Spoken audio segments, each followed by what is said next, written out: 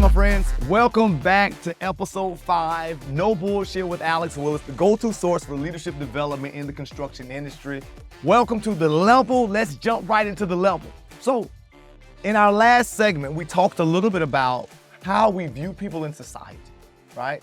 We talked about class, we talked about how we view people, how we rank people based on the ladder system, but what can we do personally, right? So, I love to show this thing called the 5 levels of leadership. This is something from John Maxwell. Man, it's a phenomenal thing. We talk about it with all the leaders that we get a chance to in the construction industry because this, my friends, will definitely change your life and how you lead and how you influence people, right? Now, if we go back to talking about our first segment, we talked about power. And if we're really being honest, power as well as leadership is just influence. Your ability to influence people, right? So, what are those 5 levels that you need to think about as a leader that you need to use to your advantage to create belonging environments? Now, at the very, very bottom of the pyramid, we have what we like to call the positional leader. Now, understand this, my friends. This is what I like to say is the lowest level of leadership, the lowest level of influence. It's here at this level. People follow you because they have to. They don't like you. They don't necessarily agree with you. But because you have a title that the company has given you, they follow you. Trust me, this is where you get little effort from the people. As quick as possible, you want to move out of level 1 into a level 2. And the level 2 is a permissional leader. Right now, this is where you build great relationships with people and people follow you because of what you have done for them, right? They follow you because of the relationship that you've built for them. You've gotten a chance to know them. You become culturally curious about them. This is where you really begin to say, yep, I understand that I have a position here, but my job is to bring people together and create belonging environments. And you begin to really interact with people to get to know them well. Now, by doing this, my friends, it gives you a major level of influence in people's lives, right? When you can do this really, really well, you begin to see them for who they are. You begin to understand them. You begin to create relationships and understand the challenges that they have, where they are in life, and you're willing to talk to them about it and have those challenging conversations, right? Understand this, my friends. It's at this place right here that you begin to get rid of that statement that society used to say. Dumb shit like, I don't see color and I don't see gender. Dude, that is the worst thing, in my opinion, that you could ever do or say. Please, please, please understand, you cannot miss the fact that I am a black male.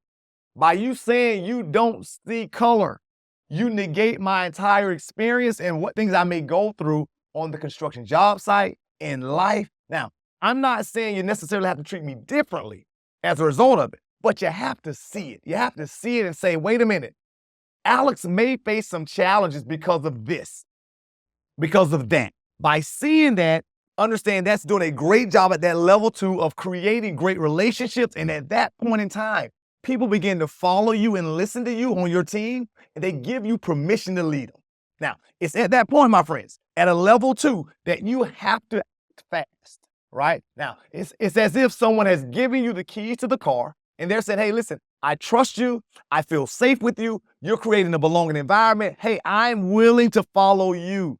At that point in time, you need to do maximum effort to create belonging environments, to be very inclusive, to get them involved, right? Now, by doing that, it allows you then to move that ladder or the pyramid to that level 3.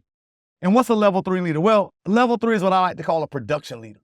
This is where you've done a great job of building relationships, building teams, and all of a sudden now you have high-performing teams that can produce and perform well together because you've cut down barriers between them, right? Now, as a leader, it's at this level. You get great results, my friends, because you've done a hell of a job cutting down difference and distance, all right?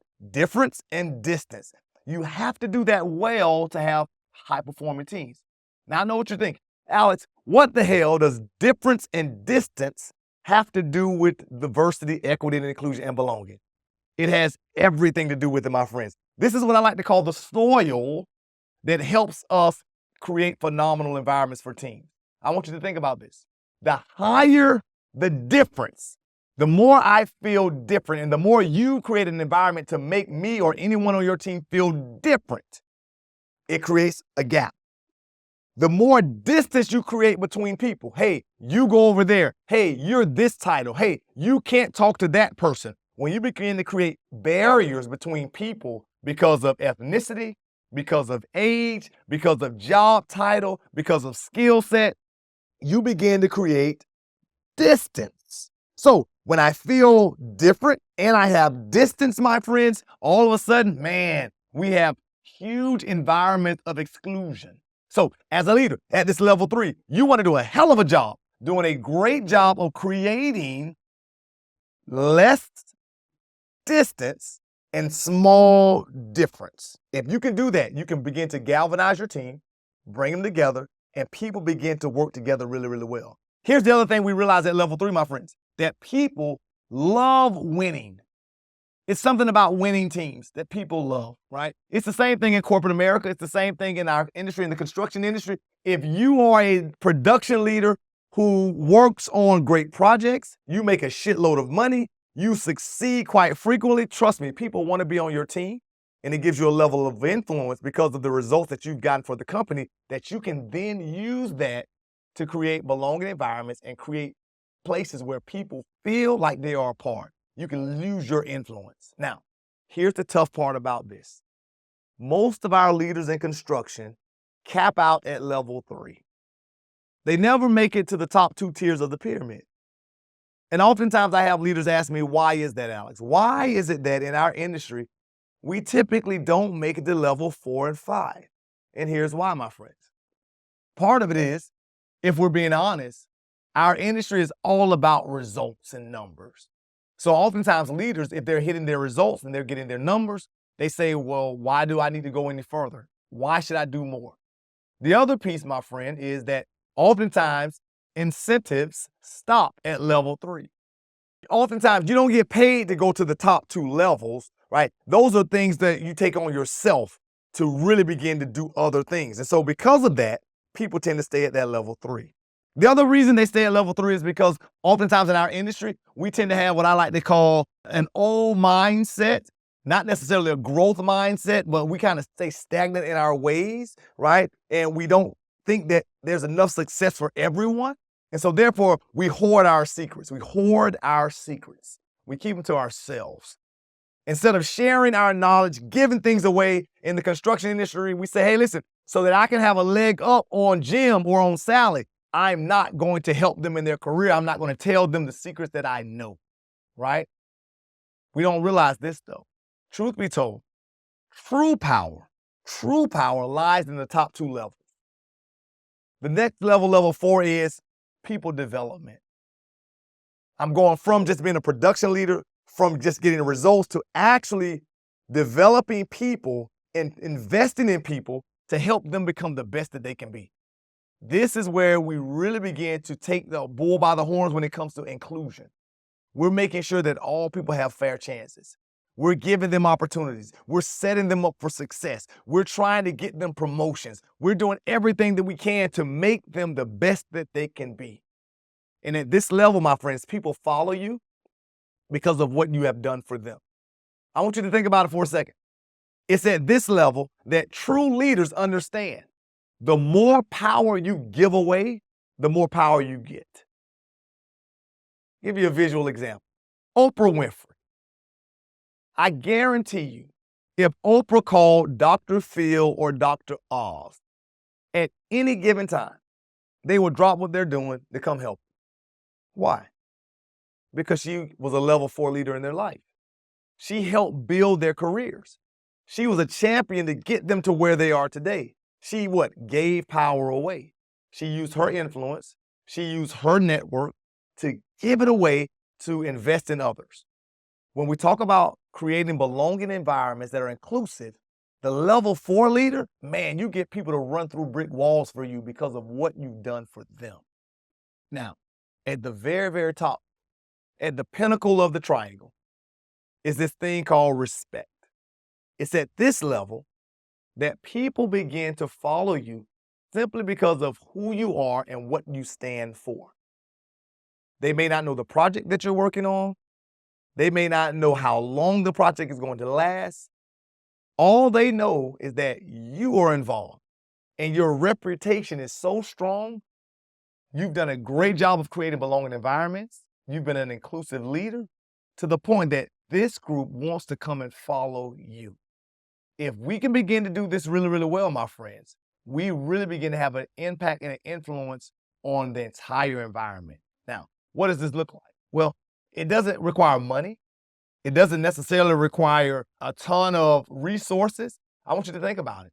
Some of the best level 5 leaders that we know were dirt dog poor. Mother Teresa, Gandhi.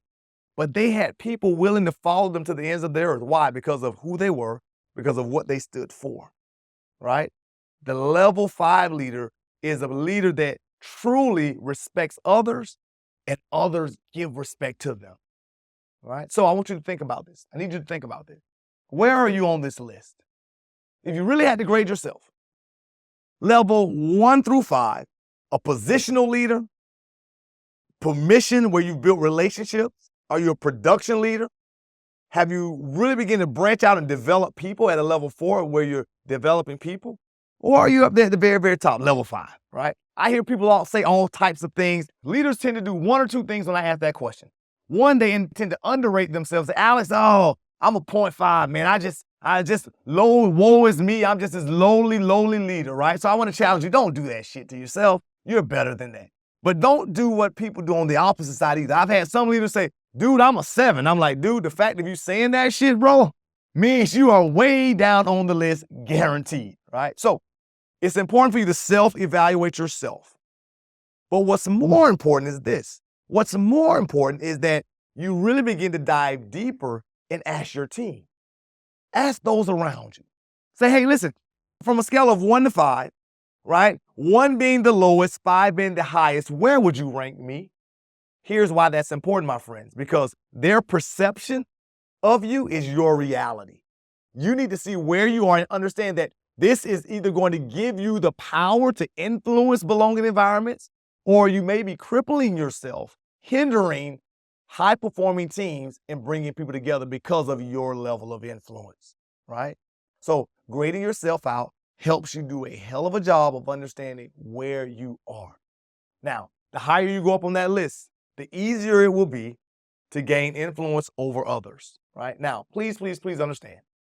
At any given time, my friends, we bounce around with this.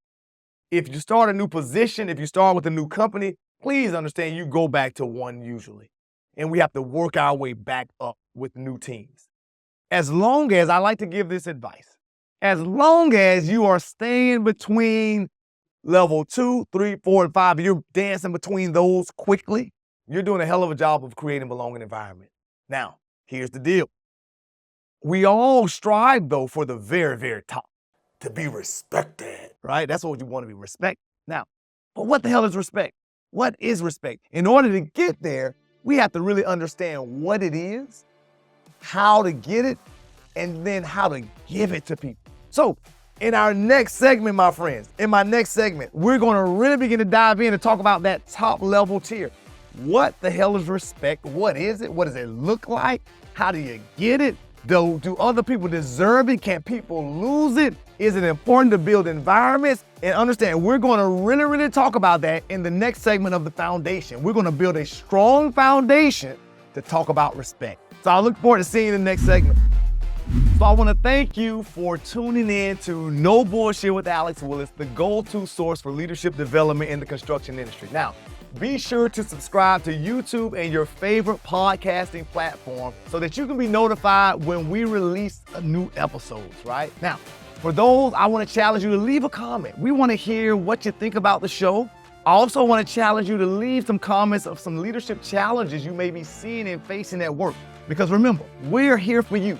We want to help you be the best both at work and at home, my friends. So until next time, I'll see you later, my friends.